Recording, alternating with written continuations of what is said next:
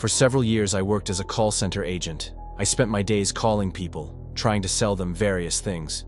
I'm sure all of you have received this kind of call at least once in your lives. A telephone operator, for example, trying to sell you a mobile plan. Let's be honest, we could all do without these calls. We've all felt that urge, myself included before I switched sides, to tell the guy or gal trying to push their offer to get lost. Very often, the person on the other end doesn't even have time to finish their introductory sentence before we've already hung up or blurted out, "I'm not interested, goodbye." I couldn't stand those kinds of calls. Then one day I received a job offer to become the guy who calls people all day. When I took my first calls, I realized something. Many people seem unaware that a human being is calling them. It's as if they think we're soulless, heartless robots incapable of feeling any emotion.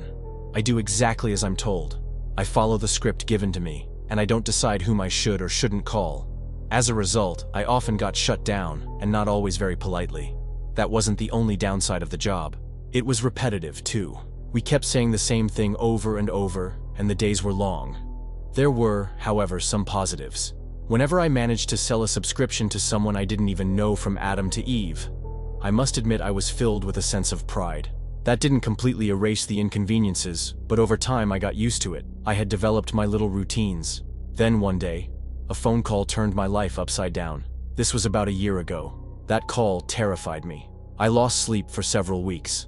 I had already encountered my share of oddities during my many years of loyal service at the call center. But this time, I was seriously freaked out, to the point that for the first time in my career, I had to take several weeks off on sick leave. I was traumatized. It was a Friday, nearly at the end of my shift. It must have been around 7:30 p.m. We were nearing the end of our call list, so there were a lot of answering machines and quite a bit of waiting time between calls. I'd been waiting for 3 minutes when a new contact finally appeared. I began as usual. "Hello, this is Max from sales." The man on the other end of the phone interrupted me, telling me to stop immediately. Up to that point, nothing unusual. This happens often. I paused for a second to listen to what he had to say. Usually, people who say that go on to complain either about the calls or to insist that they aren't interested. But this time, he said nothing. I could only hear his heavy breathing. So I continued. "I'm calling you to—" "Shut up, Max." My irritation began to mount. It was the end of the day, and although I was used to rude people, this was really getting on my nerves. You have to understand that as call center agents, we have strict guidelines. Not to talk down to our clients, and no matter what they say, we're supposed to remain polite and courteous. So even though I felt like telling that idiot to get lost, I simply replied, "Sir, I apologize if—" He cut me off again. "Stop calling me Max. I don't like it." "Sir, it's an automated system calling you. Perhaps you received a call from one of my colleagues." "No, I know it's you calling me all the time, Max." While speaking and listening to him, I checked the call history. I began to feel uneasy. He was right.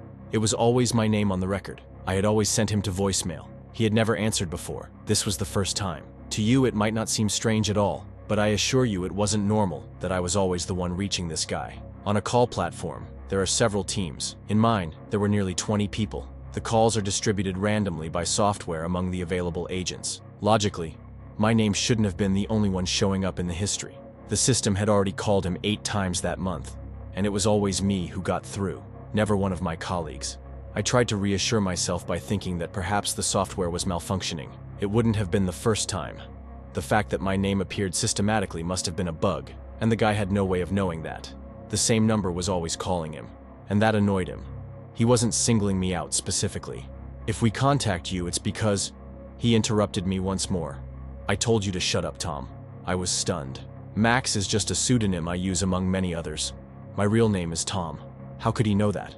"I'm Max, sir." I tried to control my voice. I didn't want to let on how disturbed I was. "No, you're Tom, and you keep calling me. I don't like it. I'll make sure this never happens again." I wasn't quite sure I understood what he meant, whether he was actually threatening me.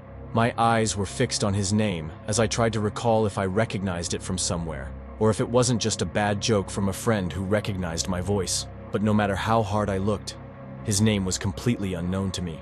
He continued, "I know you call me from a call center in Northern England." That was true too, but I tried to console myself by thinking that Northern England was vague. And to my knowledge, several companies work in telemarketing. Except then, he gave me the exact city and the name of the company where I worked. He even detailed my work schedule. I was supposed to be off the following Thursday, and he told me he would find me then. All I wanted to do was hang up.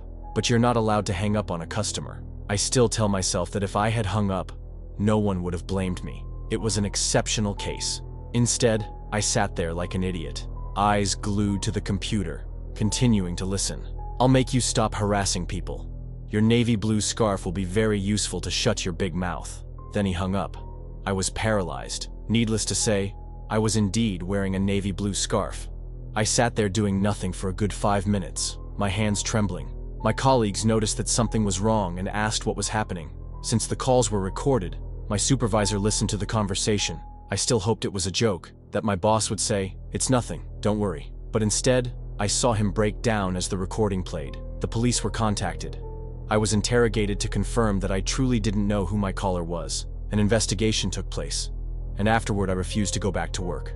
My doctor put me on sick leave. I was placed under police surveillance, especially on that infamous Thursday when the man said he'd find me. Nothing happened that day, nor on the following days. The investigation led nowhere. They never managed to track down the guy. The number I'd been calling was no longer in service, and the name didn't match any current or former customer of the operator I worked for. Even now, I have no idea who that man was. I had to take medication to calm myself down. I was so stressed. I was forced to take sleeping pills just to get some rest. I kept having the same nightmare. The guy breaking into my home to kill me. Several weeks later, I managed to pull myself together and went back to work. I could have changed jobs. I might even have needed to change then, but I don't have any qualifications, and I really didn't know what else I could do. The first day, and even the first week, went about normally. I was still anxious, but to a lesser degree than during my sick leave. Then, after several weeks, I had nearly recovered from that horrible experience. 2 months later, I was moved to a different shift, which meant I would be working for another operator. After a few days of training with new colleagues, we set off to make calls. 2 weeks after that, the nightmare began again. Around 6 p.m., a new contact appeared. It was under a woman's name. I began my pitch, and this time I was using the pseudonym Alex. There was a sigh on the other end of the line. Nothing unusual. This sort of thing happens quite often. I continued, presenting the purpose of my call. Fiber had been installed in her town.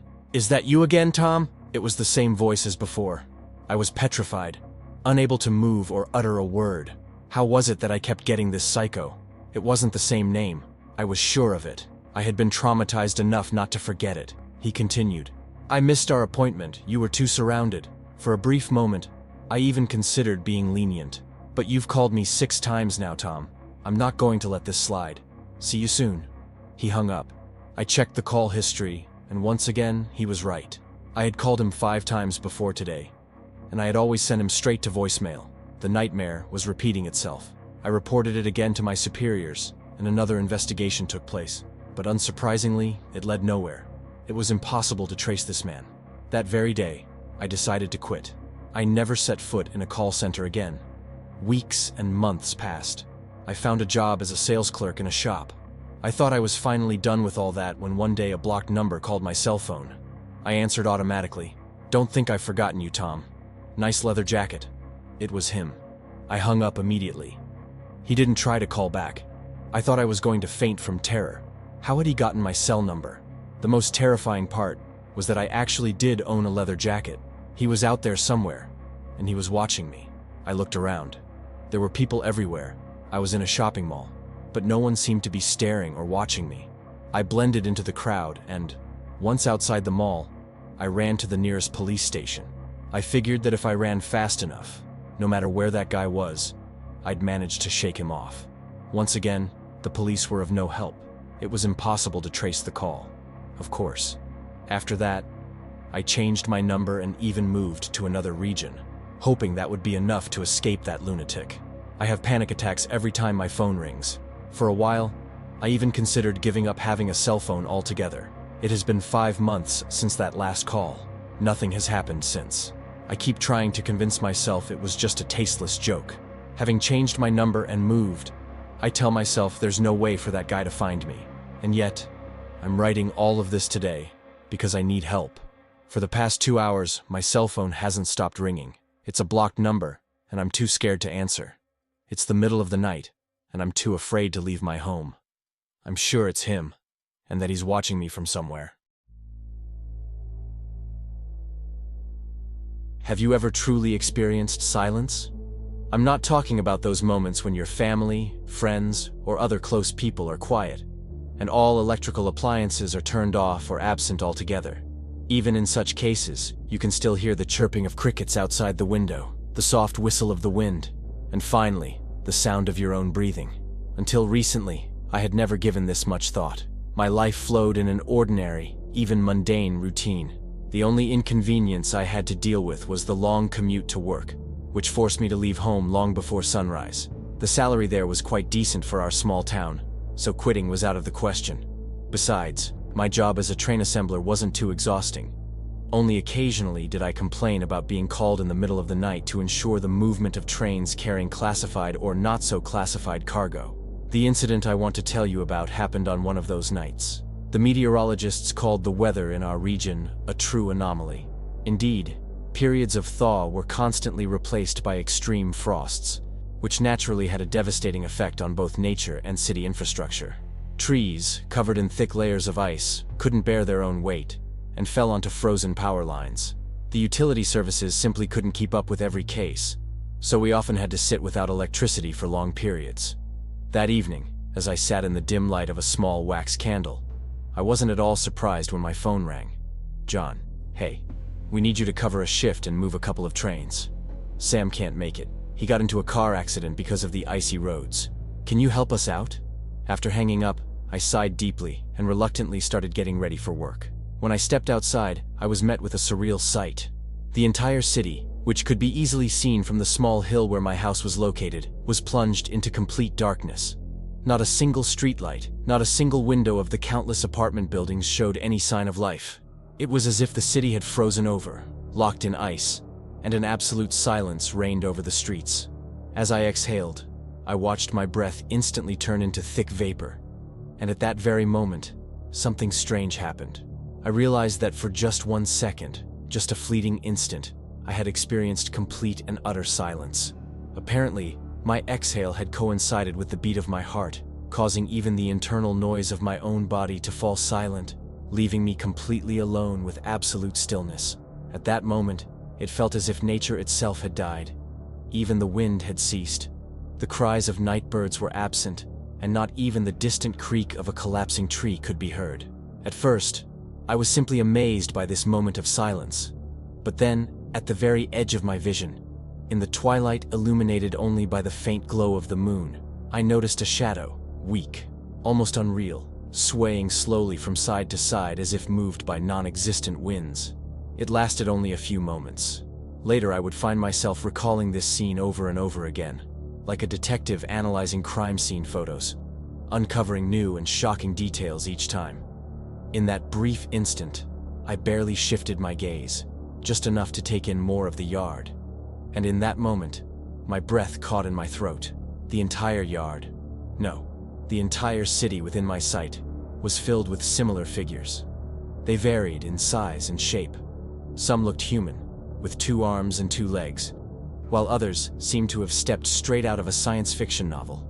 These strange forms, woven from black mist, resembled bizarre creatures whose features were eerily similar to earthly animals, yet disturbingly different at the same time. It all happened so fast that I didn't even have time to feel fear. The moment ended as my heart beat once more, my lungs filled with air, and I found myself standing completely alone in the moonlit street. Returning home, I immediately started searching through medical reference books in our extensive family library. My father had left me a vast collection of heavy tomes, among which, due to his frequent health problems, I could find various medical manuals. However, no matter how many conditions I examined, none fully matched my case. The hallucination I had seen was incredibly vivid and detailed, yet fleeting, and, at least for that day, did not repeat itself. Frustrated by this, I decided to go to bed early, intending to look into the matter with a clear head the next day. That night, I was troubled by strange dreams. In them, I wandered through an endless city that showed no signs of life. The deserted streets, lined with featureless concrete blocks devoid of any individuality, created an oppressive atmosphere, making me desperate to escape. But the farther I walked, the more I realized that leaving this place was utterly impossible. The rows of buildings stretched all the way to the horizon, showing no sign of ending. So focused was I on my attempts to escape, that I completely failed to notice the moment when familiar silhouettes appeared in the empty windows. They watched me from all sides, maintaining an eerie silence. It felt as though this place had been created in their image, just as strange, fleeting, devoid of color and identity. Only the differing shapes and sizes of the buildings allowed me to navigate the monotonous gray landscape. The moment I noticed my silent observers, my breath caught in my throat, and I woke up in the middle of the night. I won't go into too much detail about what followed.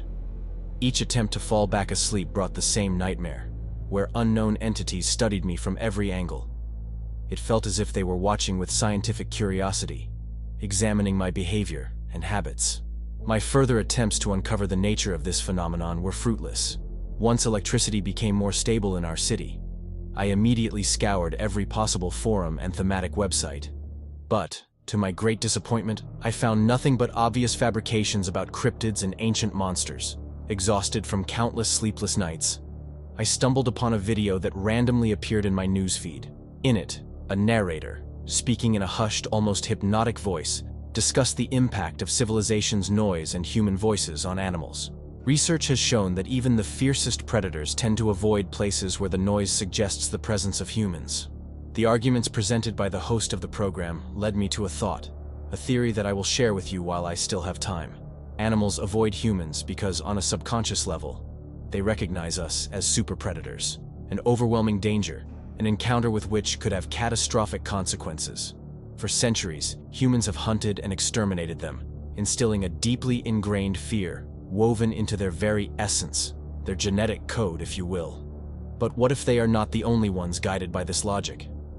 What if there are other beings, ones long ago defeated and banished by the human race, forced to hide in the shadows, to make no sound, clinging to the desperate hope that they will be forgotten, granted the right to exist only in those moments when the all-seeing gaze of humankind is turned elsewhere?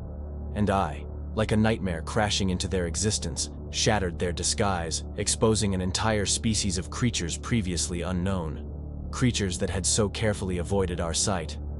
I believe they are physically weak. What I initially mistook for swaying in the wind now seems to have been nothing more than their struggle to maintain balance under the crushing force of gravity. Unable to fight back, they watch me. They study me, like ancient hunters searching for the weak spot in the hide of a colossal mammoth. Right now, I am a threat to their very kind, and undoubtedly, they will devote all their efforts to eliminating me, to ensuring that I take their secret with me to the grave. And yet, the thought of my impending death does not frighten me the most.